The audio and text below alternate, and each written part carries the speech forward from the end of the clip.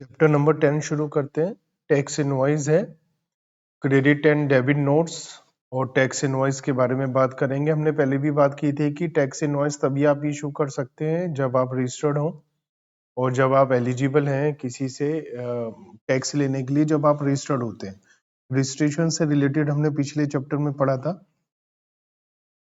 तो इनवॉइस एक commercial instrument है जो सप्लायर इशू करता है रेसिपिएंट को, और इसमें पार्टी जो इन्वॉल्व होती है उन सबका डिस्क्रिप्शन ऑफ गुड्स, पार्टी का और क्या माल है, कितने का है, क्या रेट है, कहाँ से कहाँ जा रहा है, क्या प्राइस है, क्या डिस्काउंट है, कितना टैक्स है, सब कुछ उसके अंदर आ जाता है। ठीक है ना। तो इनवॉइसिंग एक बहुत ही क्रूशियल एस्पेक्ट है in order to ensure transparency. Issue invoice का होना बहुत जरूरी है, बिना उसके आप ना तो आईटीसी ले पाएंगे ना टैक्स कलेक्ट कर पाएंगे। तो गुड्स हो या सर्विसेज हो, सप्लायर इनवॉइस इशू करता है रेसिपिएंट को। टैक्स इनवॉइस एक ऐसा डॉक्यूमेंट है जो एविडेंस देता है कि पेमेंट हुई है गुड्स या सर्विस की, और साथ में उसमें टैक्स पोर्शन भी था। तो इसका मतलब कि मेनली यही है टैक्स इनवॉइस जो हमें बताता है in certain cases an invoice serves as a demand for payment and become a document of title when paid in full. तो जैसे ही इनवॉइस आपके पास है और आपने पेमेंट कर दी, तो आपका ओनरशिप का एक तरीके से वो एक सबूत है। तो यहाँ पर इनवॉइस या टैक्स इनवॉइस का मतलब है जो सेक्शन 31 है सीजीएसटी का, और ये कहता है कि आपको इनवॉइस या बिल ऑफ सप्लाई इशू करना पड़ेगा गुड्स या सर्विसेज के लिए।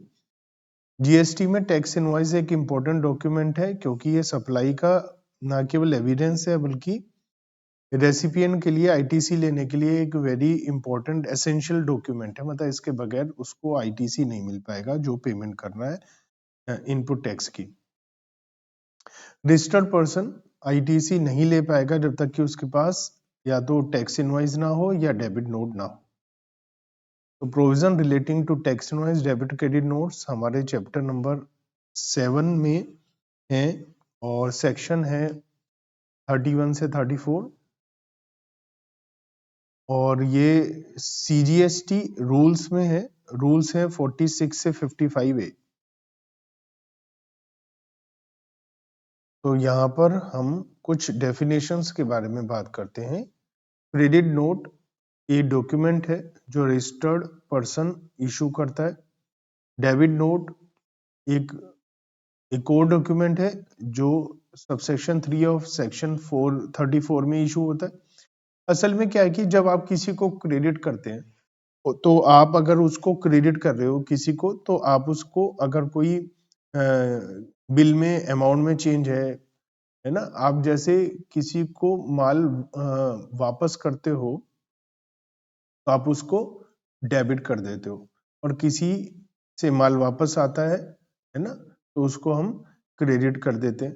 तो इस तरीके से डेबिट और क्रेडिट नोट नंबर बनाए जाते हैं। इसके अलावा बिल की अमाउंट में कोई चेंजेस होते हैं, कोई ब्रेकेज वगैरह के लिए एडजस्टमेंट होती है, या किसी और वजह से अमाउंट कम या ज्यादा होता है लेना देना, तो वो डेबिट नोट और क्रेडिट नोट के थ्रू होता है। मैंने आपको डेबिट करना है तो मैं आपको डेबिट नोट इशू करूंगा, मैंने आपको क्रेडिट करना है तो मैं आपको क्रेडिट नोट इशू करूंगा। कई जगह वर्ड आता है कंटिन्यूस सप्लाई ऑफ गुड्स। तो कंटिन्यूस सप्लाई ऑफ गुड्स का मतलब ऐसा गुड्स जहां पर कंटिन्यूसली रिकरिंग बेसिस पे एक ही कॉन्टेक्ट में सप्लाई किया जा सकता है, किया जाता है, वेदर और not by means of wire, cable, pipeline और अदर। जैसे पाइपलाइन के थ्रू गैस आती है तो कंटिन्यूस आ रही है वो, ना। तो वो सारी चीजें क्या कहती है, कंटिन्यूस सप्लाई कहलाती है। तो सप्लायर जो है उसका इनवॉइस रेगुलर बेसिस पे या पीरियोडिक बेसिस पे इशू कर सकता है। जरूरी नहीं है कि हर महीना हो, कुछ समय के बाद भी इशू किया जा सकता है। और इसमें ऐसी सप्लाई भी है जो गवर्नमेंट चाहे तो नोटिफाई कर सकती है बीच बीच में कि भाई ये सप्लाई है continuous. Continuous supply of services भी ऐसी ही होती है जहां पर हमारा एक ही कॉन्ट्रैक्ट में सर्विसेज सप्लाई के लिए कोई एग्रीमेंट होता है, कॉन्ट्रैक्ट होता है, लेकिन for a period exceeding 3 months with periodic payment obligation. तो यहाँ 3 महीने का टाइम पीरियड बोल रखा है। 3 महीने से ज्यादा पीरियड के लिए सप्लाई और सर्विस के लिए कॉन्ट्रैक्ट है तो उसे हम कंटिन्यूस सप्लाई और सर्विसेज बोल देंगे। इसके अंदर ऐसी भी सप्लाई और सर्विसेज है जो गवर्नमेंट नोटिफाई कर सकती है। डॉक्यूमेंट हम रिटन या प्रिंटेड रिकॉर्ड को बोलते हैं। एग्जाम सप्लाई का मतलब होता है ऐसे सर्विस गुड्स या दोनों जिस पर नील रेट लगता है या जो होली एग्जाम्प्ट है टैक्स से सेक्शन 11 में या सेक्शन 6 में जो integrated goods and service tax है और इसमें नॉन टैक्सेबल सप्लाई भी इंक्लूडेड।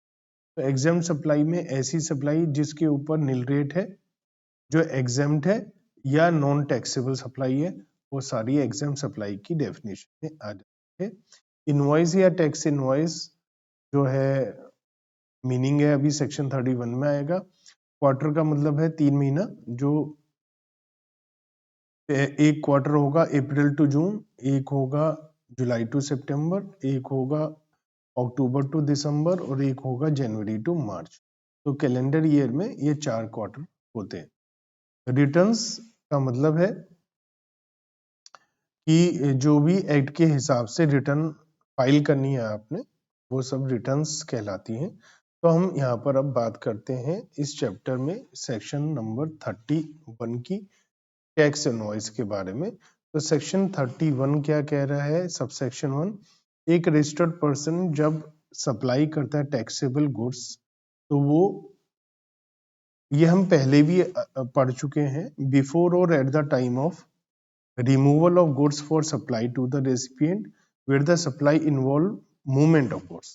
अगर मूवमेंट है गुड्स का तो उस समय, मूवमेंट के समय या उससे पहले, जब वो रिमूवल करेगा सप्लाई के लिए तो उससे पहले या उस समय उसे इनवॉइस बनाना पड़ेगा। और जहां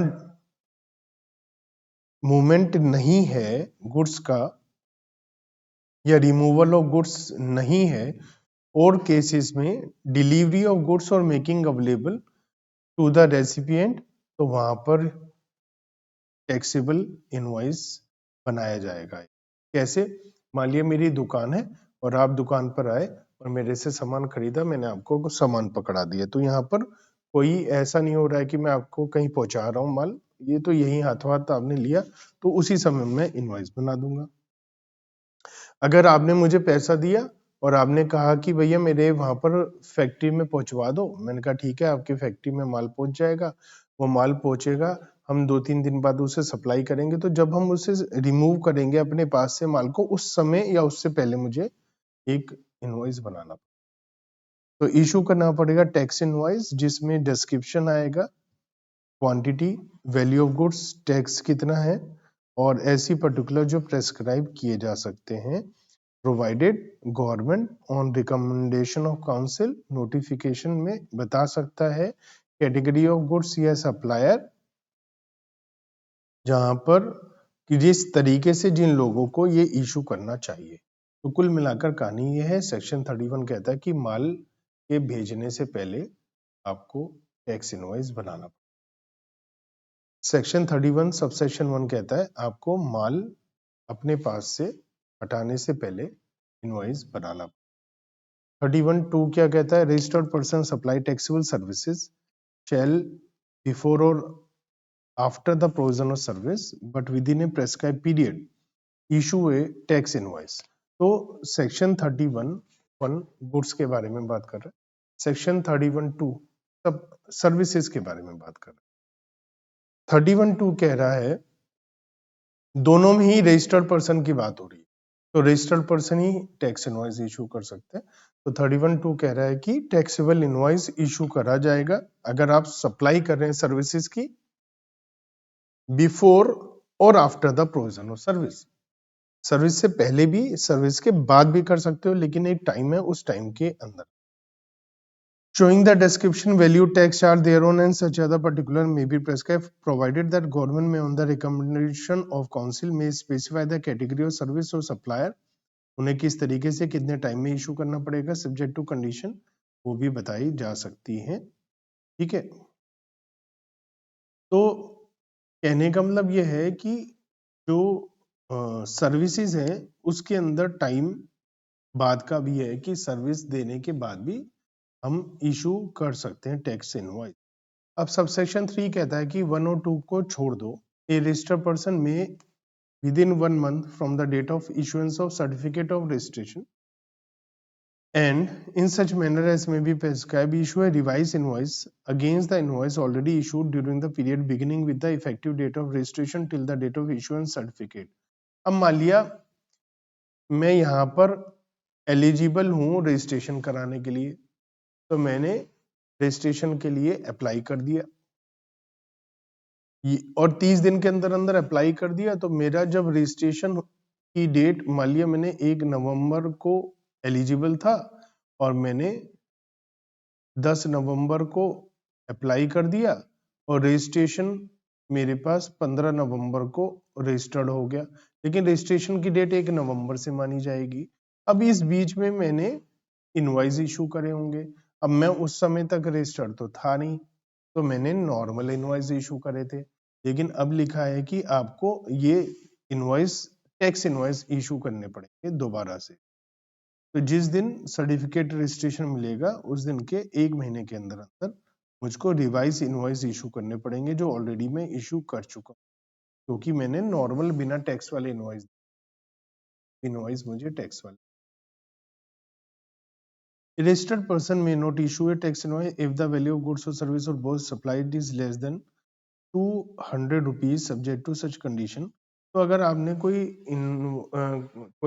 माल बेचा है, सप्लाई करा है और 200 रुपए से कम है, तो आप चाहें तो उसका अलग अलग इनवॉइस ना इशू करके इकट्ठे इनवॉइस बाद में इकट्ठी अमाउंट का एक बना दें, छोटे छोटे इनवॉइस से बचने के लिए अगर आप चाहें तो में मर्जी। A registered person supplying exempted goods or services or both paying tax under the provision of section 10 shall issue instead of tax invoice below supply containing such particular as may be prescribed। तो अगर कोई माल ऐसा है जो exempted है जिस पे tax नहीं लगता है, तो टैक्स इनवॉइस इशू ना होकर उसको बिलो सप्लाई बोला जाए। Provided that registered person may not issue a bill of supply if the value of goods or service or both supply is less than 200 subject to such condition। तो अगर 200 रुपए से कम है तो अलग अलग इनवॉइस ना इकट्ठा करके एक समय के बाद इकट्ठा आप कर सकते।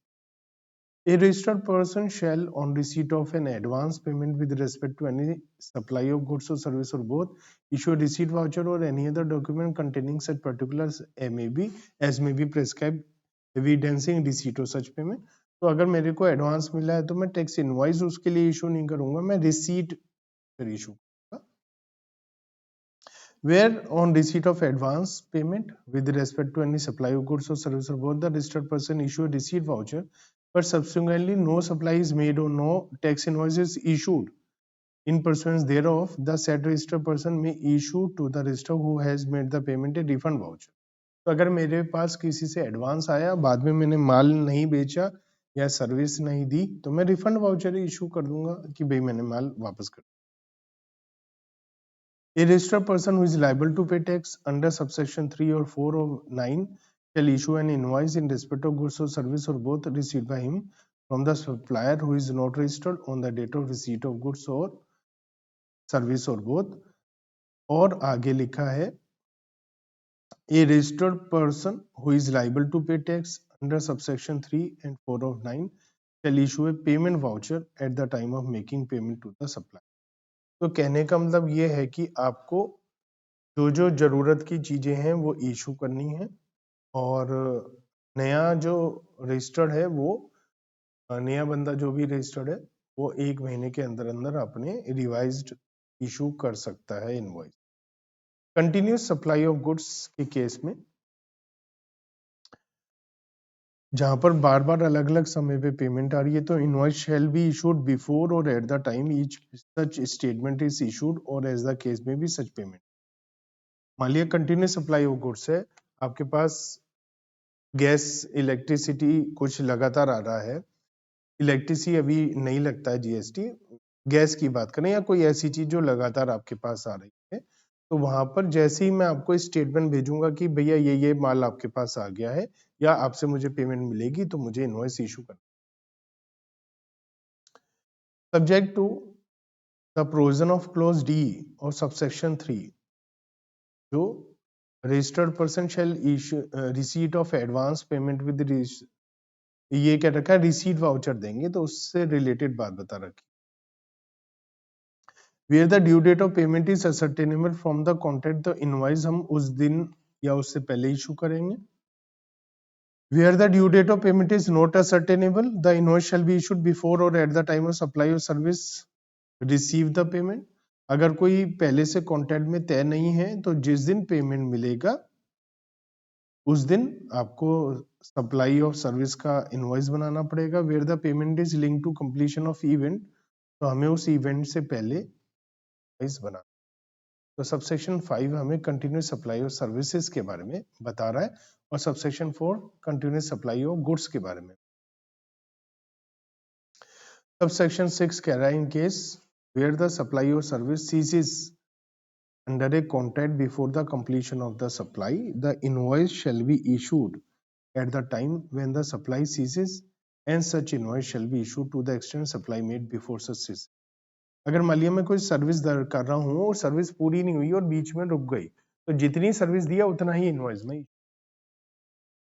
और आगे लिखा note with this standing anything as per in given in subsection 1 where the goods have been sent on approval or return are removed before the supply takes place, the invoice shall be issued before or at the time of supply or 6 months from the date of removal whichever is earlier. तो जहां पर हमने आपको goods भेजे हैं approval basis पर या return basis पर, तो हमने आपको माल दिया लेकिन आपसे कहा कि आपकी मर्जी है, आप इसको रखना चाहो तो रख लो, नहीं तो वापस कर देना। The invoice shall be issued before और at the time of supply or 6 months from the date of removal whichever is early। तो लिखा है 6 महीने के अंदर अंदर एक तरीके से लेट से लेट 6 महीने में आपका इनवॉइस इशू हो जाना। और एक सेक्शन 31A है जो कहता है facility of digital payment to the recipient, the government may on the recommendation of council prescribe a class of registered person who shall provide prescribe mode of electronic payment to the recipient of service or goods or service or both and give option to such recipient to make payment accordingly in such manner and subject to condition as may be prescribed। चलिए इसको analyse करते हैं section को। तो provision tax invoice का section है 31 of the CGST act, ठीक है। और ये क्या कहता है हमें कि टैक्स इनवॉइस का वैसे तो कोई फॉर्मेट नहीं है, लेकिन कुछ फील्ड हैं जो जरूर होने चाहिए, mandatory fields. Tax invoice issued by supplier of taxable goods और टैक्सेबल सर्विसेज। तो एक तो टैक्सेबल गुड्स होना चाहिए या टैक्सेबल सर्विसेज होनी चाहिए। अगर वो एग्जेम्प्टेड गुड्स है तो कोई जरूरत नहीं है, फिर बिल ऑफ सप्लाई इशू होगा। A tax invoice shall be issued by registered person supplying taxable goods or services or both. तो ये प्रेस्क्राइब पर्टिकुलर उसमें दिखाए जाएंगे। अब टाइम लिमिट क्या है, section 31 1 2 4 5 read with rule 47। The time of issuing an invoice would depend on the nature of supply, कि वो सप्लाई ऑफ गुड्स है या supply of services. Registered person supply taxable goods shall issue a tax invoice before the removal of goods, जहां पर movement है, or in any other case or at the time of delivery or making the available said goods the recipe. In case of taxable services, tax invoice may be issued before or after the provision of service but within the specified period। Government may notify the category of services or उसमें बता सकती है कब तक आप issue कर सकते हैं। तो यहां पर invoice shall be issued before और at the time of removal of goods for supply to the recipient where the supply involves movement of goods। तो क्या है, invoice shall be issued before or after the provision. अगर ये goods का है तो goods के लिए हमने क्या बात करी, रिमूवल से पहले। लेकिन अगर ये सप्लाई सर्विसेज की है तो हमने कहा था या तो सर्विस होने के बाद या सर्विस करने के उतने दिन के अंदर अंदर जो गवर्नमेंट प्रेस्क्राइब करे। तो यहाँ लिखा है invoice shall be issued before or after the provision of service but within a period of 30 days from the rate of supply of service. तो सर्विस पूरे होने के 30 दिन के अंदर अंदर आपको इनवॉइस इशू करना पड़ेगा। ये 30 दिन 45 दिन है in case of an insurer और बैंकिंग कंपनी और फाइनेंशियल इंस्टीट्यूशंस। तो अगर ये इंश्योरेंस कंपनी है, बैंकिंग कंपनी है, फाइनेंशियल इंस्टीट्यूशन है तो 45 दिन के अंदर अंदर टैक्स इनवॉइस इशू करना पड़ेगा, नहीं तो 30 दिन का। बिफोर और at the time supply record the same in the books of account or before the expiry of quarter during which the supply was made. तो यहां पर लिखा है, तो ये मे इशू इनवॉइस बिफोर और at the time such supply record the same in the books of account or before the expiry of quarter during which supply was made. An insurer और banking company और financial institution or a telecom operator or other class of supplier as may be notified the government making taxable supply of services between distinct person as specified in 25। तो ये सब लोगों के लिए बता रखा है कि इनवॉइस अगर हमारा गुड्स के केस में, तो गुड्स के केस में हमारी दो बातें हो गई। अगर मूवमेंट हो रहा है गुड्स का तो बिफोर रिमूवल, नहीं तो डिलीवरी या अवेलेबल करते समय, तो गुड्स में तो ये बात हो गई। और सर्विसेज के लिए before or after the service with in 30 days, normal में 45 दिन का टाइम है इंश्योरेंस के।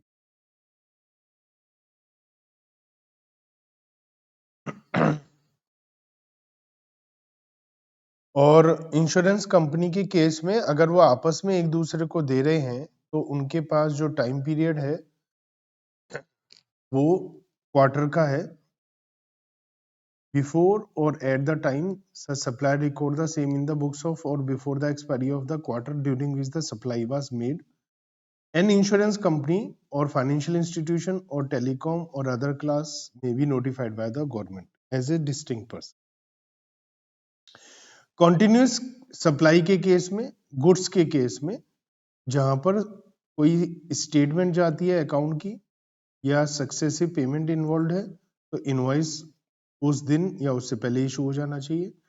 और अगर सप्लाई और सर्विसेज है तो अगर हमारे कॉन्ट्रैक्ट के हिसाब से कोई ड्यू डेट है तो वो ड्यू डेट, अगर कॉन्ट्रैक्ट के हिसाब से कोई ड्यू डेट नहीं है तो जब पैसा मिले या where the service provider receive the payment या कोई इवेंट है उस इवेंट के हिसाब पैसा इनवॉइस इशू करा जाएगा।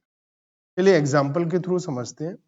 रीतु मैन्युफैक्चरर से दिल्ली में सप्लाई करते हैं गुड्स हरियाणा में। गुड्स फैक्ट्री से 23 सितंबर को हटाया गया है तो भैया 23 सितंबर को इशू करना पड़ेगा या उससे पहले या 23 सितंबर।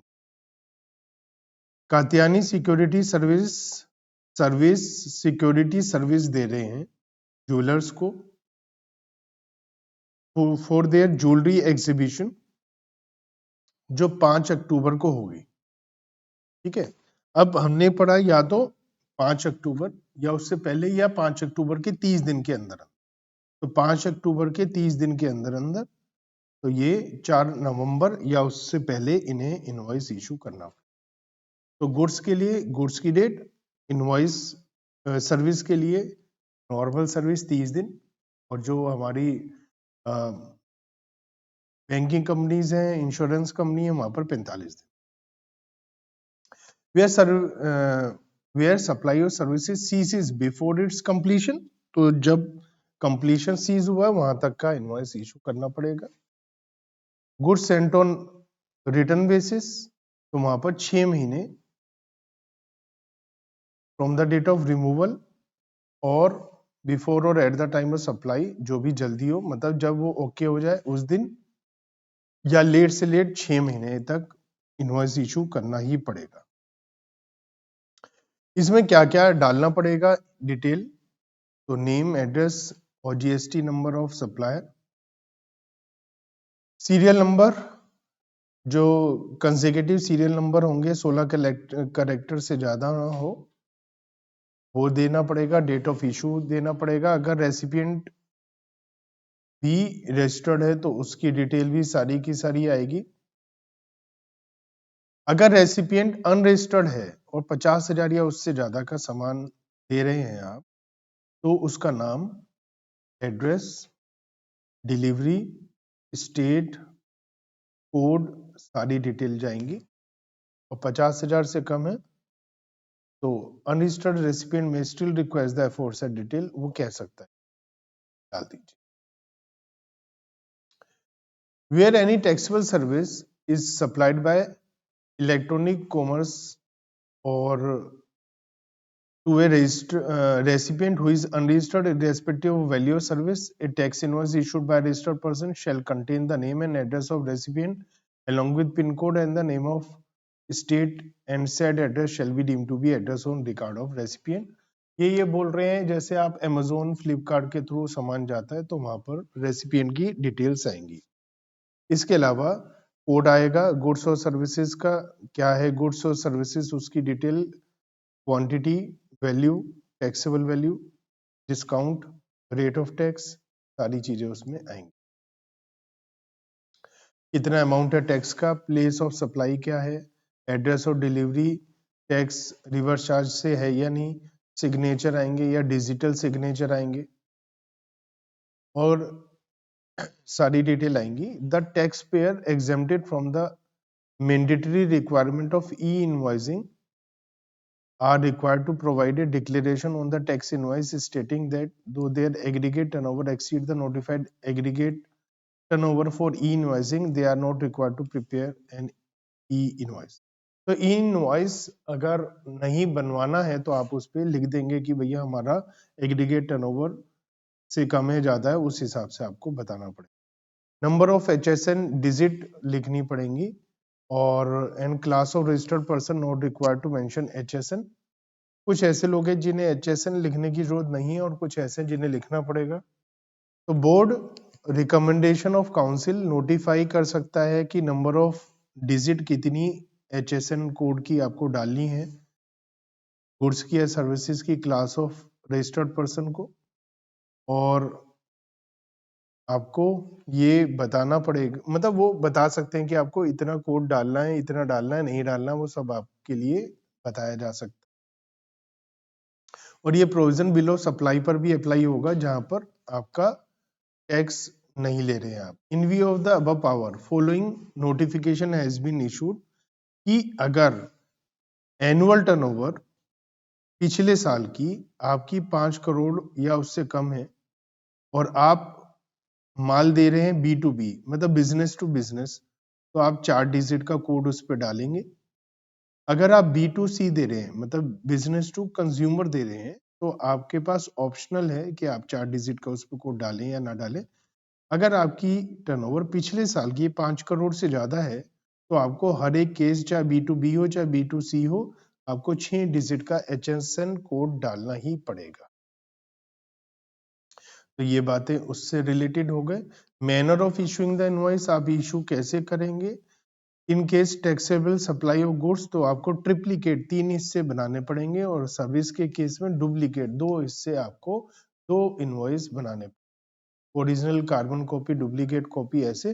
तो जब आप गुड्स देते हैं तो एक रेसिपिएंट के लिए है, एक ट्रांसपोर्टर के लिए है, एक सप्लायर के लिए, तो 3 कॉपी है। और क्योंकि सर्विसेज में ऐसा रास्ते में ट्रांसपोर्टेशन में कुछ हो नहीं रहा है, इसलिए एक रेसिपिएंट और एक सप्लायर रहता है in case of services. The serial number of invoice issued during a tax period shall be furnished electronically through the common portal। उसमें सारी डिटेल जाएंगी GSTR 1 में, आउटवर्ड सप्लाई और सर्विसेज, वो सारी डिटेल जाएगी। की पॉइंट फ्रॉम द डिस्कशन हम कह सकते हैं कि आप अपना डिजाइन टैक्स इनवॉइस का अपने आप बना सकते हैं। The law requires that only certain fields are mandatory, वो मैंडेटरी होनी चाहिए, उसका डिजाइनिंग आपके ऊपर है, आप जैसा चाहें वैसा बना सकते हैं। Time period for issue of invoice for goods and services के लिए मेनली क्या है, गुड्स का बिफोर डिलीवरी और सर्विस का 30 दिन के अंदर। तो टैक्स इनवॉइस का ये सैंपल है, इसमें ऐसे इन्होंने बता रखा है कि कितना सेस है, एसजीएसटी, एसजीएसटी, आईजीएसटी जो भी है, एचएसएन कोड है, quantity, rate, discount, taxable value, total, इस तरीके से किसको दे रहे हैं, आपका जीएसटी नंबर, कस्टमर का नाम, उसका GST number, billing address, shipping address, total value, invoice date, invoice number. तो ऐसे सारी डिटेल आपको इसमें डालनी पड़ेंगी और उस पर लिखना पड़ेगा ये ट्रांसपोर्टर के लिए डुप्लीकेट है, सिग्नेचर हो जाएगा, टैक्स अगर रिवर्स चार्ज है तो वो लिखना होगा, ऐसे सारी डिटेल आपकी आज। E invoicing, e invoicing has been introduced for reporting of business to business invoice to GST system for certain notified category of tax pay. तो जहां पर बिजनेस टू बिजनेस आप माल दे रहे हैं तो वहां पर आपको ई इनवॉइस करना पड़ेगा। ई इनवॉइस का मतलब माल यहाँ से जा रहा है तो आपको पहले इलेक्ट्रॉनिकली उसका इनवॉइस बनाना पड़ेगा, वरना पहले लोग क्या करते थे, इनवॉइस बनाया, रास्ते में देख लिया तो पक्का बिल काट दिया, नहीं तो उसे फाड़ के फेंक दिया बाद में जहाँ पहुंचा। अब ई इनवॉइस कॉमन पोर्टल के थ्रू बनेगा तो वो तो पक्के में आ ही गया, उसमें बच नहीं पाएंगे। All registered business with an aggregate turnover based on the PAN in any preceding financial year from 17-18 onwards greater than, अब ये 5 करोड़ हो गए, तो greater than 5 crore here after referred to as notified person will be required to issue e-invoices। तो e-invoice issue करना पड़ेगा। E-invoice is not voluntary, only notified person are enabled to report invoice on invoice registration portal। तो ये voluntary नहीं है, ये जरूरी है, आपको करना ही पड़ेगा। Before we proceed further, let us first understand what is e-invoicing. E-invoicing is not generation of invoice by government portal. Taxpayer will continue to create GST invoice on their own accounting billing system as per the e-invoice scheme. These invoice will be reported to IRP. On such reporting, IRP will generate a unique invoice reference number, digitally sign it and return the invoice to the supplier. A GST invoice will be valid only with a valid IRA। इसका मतलब ये है कि आपका जो ई invoice है आपने बनाया तो उसको आपको एक तरीके से अपडेट करना पड़ेगा कि भैया हमने बनाया है, वरना आप फंस जाओगे कि माल भेजा और आपने इनवॉइस नहीं बनाया। Presently invoice, credit note, debit notes when issued by notified person to B2B are covered under e-invoice, though different documents are covered for ease of reference and understanding, हम इसे e-invoicing बोल देंगे। इनवॉइसिंग का फायदा क्या है, इसके बहुत फायदे हैं, जैसे one advantage is auto reporting of invoice into GST return and auto generation of e way bill wherever required under e invoicing. मतलब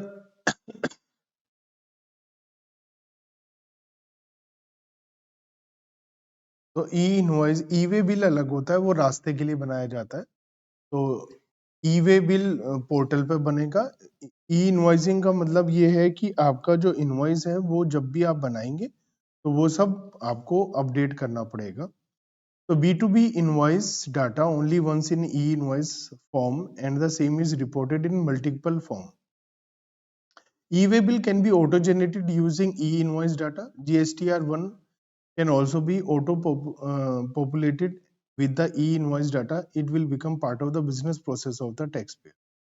तो होता क्या है कि आपने डाटा, मतलब बहुत सारी चीजें अपने आप अपलोड हो जाती हैं क्योंकि सब इंटरकनेक्टेड है, और आपने इलेक्ट्रॉनिक आपने इनवॉइस बनाया तो उससे पोर्टल पर सारी चीजें अपने आप से अपलोड हो गई। तो ई इनवॉइसिंग स्टैट्यूटरी प्रोविजन क्या है, सेक्शन रूल 48(4) कहता है कि e-invoice shall be prepared by notified class of registered person by uploading such particular as contained in form GST invoice 1 on the common GST electronic portal and obtain a invoice reference number in prescribed manner as subject to prescribed condition and restrictions. तो कहने का मतलब ये है कि आपको common portal से वो सब अपलोड करके वहां का रेफरेंस नंबर लेना पड़ेगा ताकि वो सब वहां पर अपने आप से आ जाए। क्लास ऑफ पर्सन मैंडेटरी किन के लिए है? पहले 10 करोड़ था, अब नोटिफिकेशन में ये क्या हो गया? 5 करोड़ रुपए हो गया है। तो ये प्रिपेयर करेंगे ई इनवॉइस B2B सेल्स में, ये बात हमें क्लियर हो गई। और एक एग्जांपल देखते हैं। एक टैक्स पेयर है, aggregate turnover more than 20 crore है और वो सप्लाई कर रहे हैं सर्विसेज, और वो टू ए कंपनी, और कंपनी रिवर्स चार्ज मैकेनिज्म के हिसाब से है। Such invoice has to be reported by said tax payer since it is notified person on IRP। तो हमें रेफरेंस के लिए पोर्टल पर तो जानना पड़ेगा क्योंकि 20 करोड़ से। On the other hand, where specified category of supply are received by notified person from unregistered person or through import of service, e-invoicing doesn't arise, not applicable. E-invoice is also not applicable in case of import. तो import करने के लिए या unregistered वगैरह में नहीं। तो exemption कहाँ पर है e-invoicing की? स्पेशल इकोनॉमिक जोन, यहाँ पर आप एग्जेम्प्ट है इंश्योरर और बैंकिंग कंपनी और financial institutions. GTA supplying service in relation to transportation of goods by road, supplier of passenger transportation services, person supplying service by way of admission to exhibition of films, multiplex screen, government department. Thus, above mentioned entities are not required to issue e-invoice even if इनकी जो turnover है वो 5 करोड़ से ज्यादा है, तो भी इनको ई-इनवॉइस इशू करने की जरूरत नहीं है। तो जहां पर ये लोग एग्जेम्प्टेड हैं इनवॉइसेस के लिए, इन्हें एक डिक्लेरेशन देनी पड़ेगी कि invoice is not required to be issued in manner as per rule 48(4) और other than in the manner.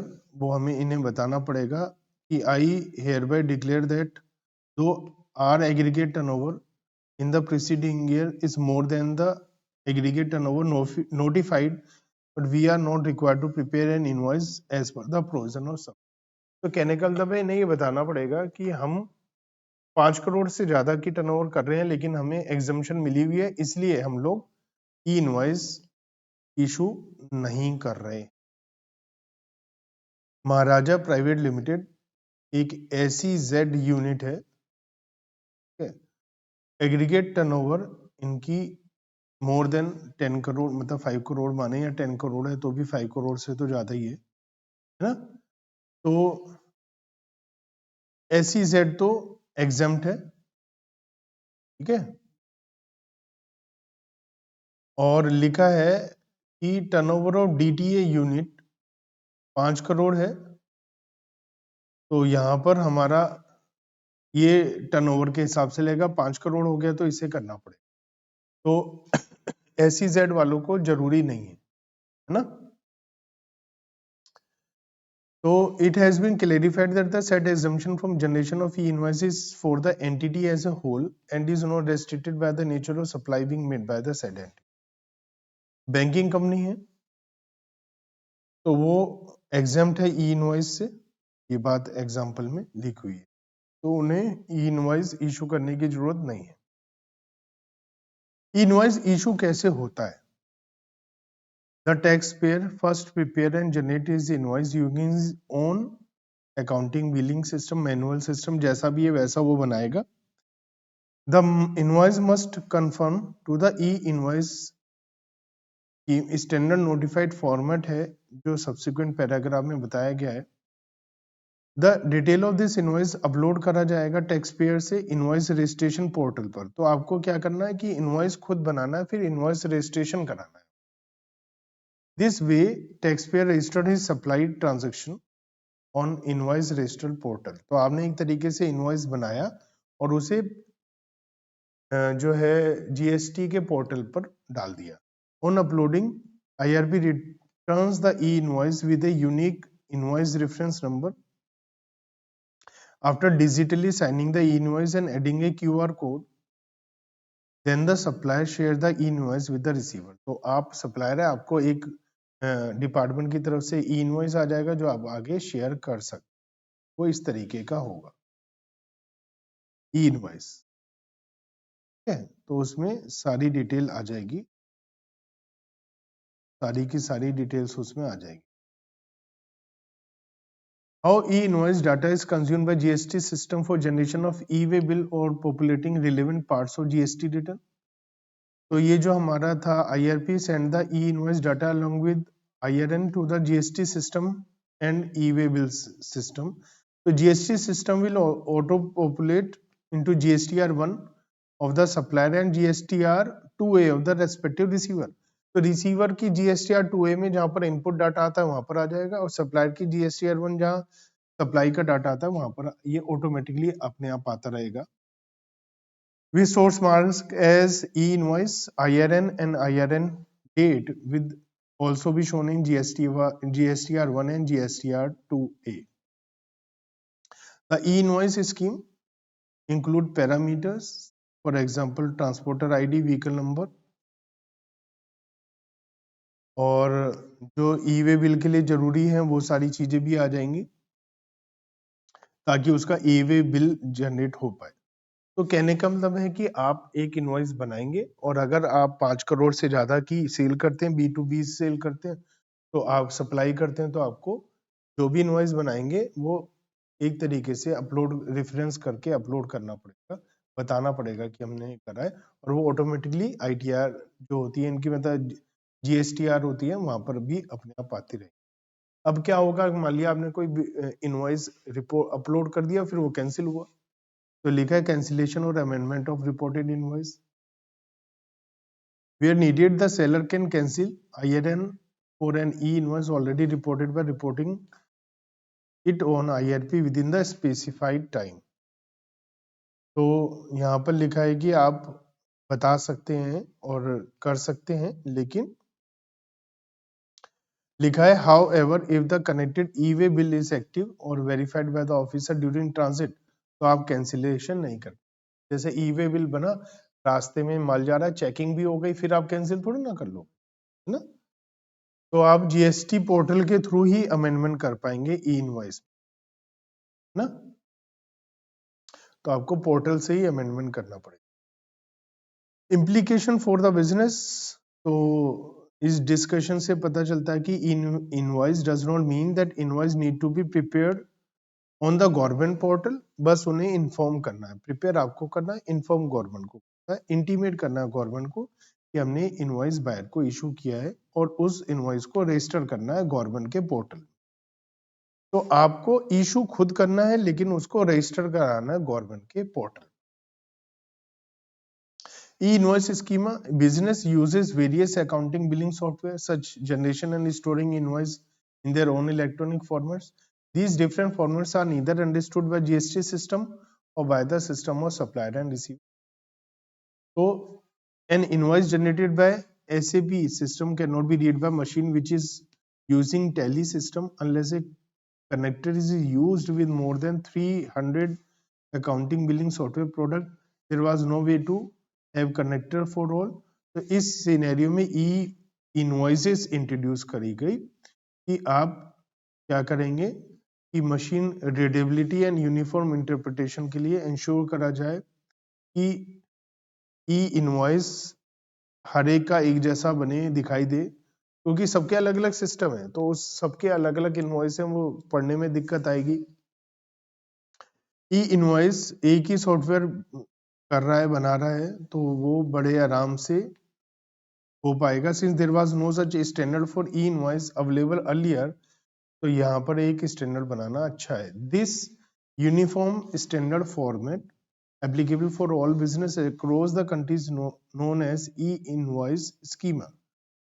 It is notified as Form GST Invoice 1.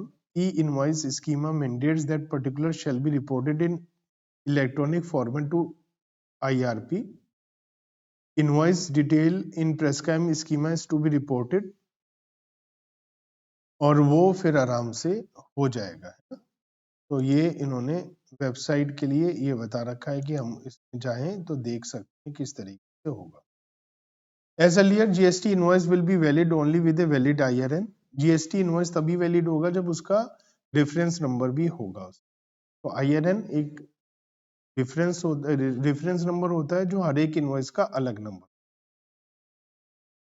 Invoice number मान लिया ABC 1/1920 is assigned by supplier and is internal to business. Its format can differ from business to business. तो अलग अलग हो सकता है। अगर हमने IRN जो है यूनिक 64 कैरेक्टर होता है, जैसे ये आ रहा है, ये IRN। The overall workflow of e-invoice generation is reporting, registration and receipt of confirmation. ये नेक्स्ट पेज पे बता रखा है। सारी डिटेल की आप उसे IRP पे बोलेंगे, वो वहां से जाएगा, जनरेट होगा, ये सारी बातें बता। तो ई-इनवॉइस सिस्टम अवेलेबल है ई कॉमर्स ऑपरेटर में भी, वहां पर भी चलता है ये, और बल्क अपलोडिंग ऑफ इनवॉइसेस भी पॉसिबल है।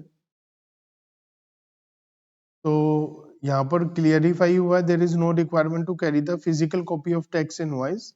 यहाँ ई इनवॉइस जनरेट हुआ है, wherever e-invoice has been generating, तो क्विक रेफरेंस कोड जो IRN रेफरेंस के साथ आता है वो वेरीफाई कर लिया जाएगा। ये है QR कोड, ऐसा भी आएगा और इसको आराम से स्कैन करके सारी चीजें इसमें आ जाती, डिटेल्स आ जाती। तो इस QR कोड से सारी चीजें वैलिडेट हो जाएंगी, स्कैन करने से सारी चीजें आ जाएंगी। ये सारी चीजें हैं जो QR कोड से पता चल जाएगी। So all B2C invoices issued by registered person whose aggregate turnover in the preceding financial year onwards exceed 500 crore will have a QR code. तो इस तरीके से जो है हमारा 500 करोड़ से ज्यादा की अगर कोई कंपनी है फाइनेंशियल ईयर में सेल होती है, तो वो जब वो B2C देंगे तो उसमें QR कोड वो बनाकर देंगे। तो एग्रीगेट टर्नओवर उसके लिए 500 करोड़ से ज्यादा होनी चाहिए। वहां पर supply of goods or service to unregistered person, उसमें डायनामिक QR कोड होगा और ये बायर को दिया जाएगा और उसमें डिस्प्ले होगा QR कोड, है ना। तो वो सारी चीजें आएंगी। The purpose of this provision is to enable and encourage digital payment. वो QR कोड को स्कैन करके पेमेंट कर सकते आराम से, उससे कंपनी के पास पेमेंट आ जाएगी, ऑनलाइन पेमेंट को बढ़ावा देने की।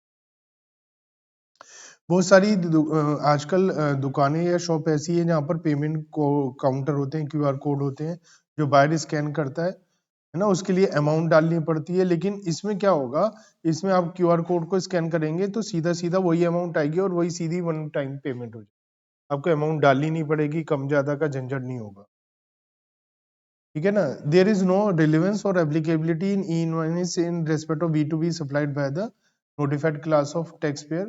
So dynamic QR code will be generated by the seller himself either on the point of sale machine or the invoice issue. तो या तो इनवॉइस के ऊपर या वहीं जो POS machine, point of sale machine होती है, उसमें QR कोड वो जनरेट करके दे सकते, मतलब मना ना करें डिजिटल पेमेंट लेने।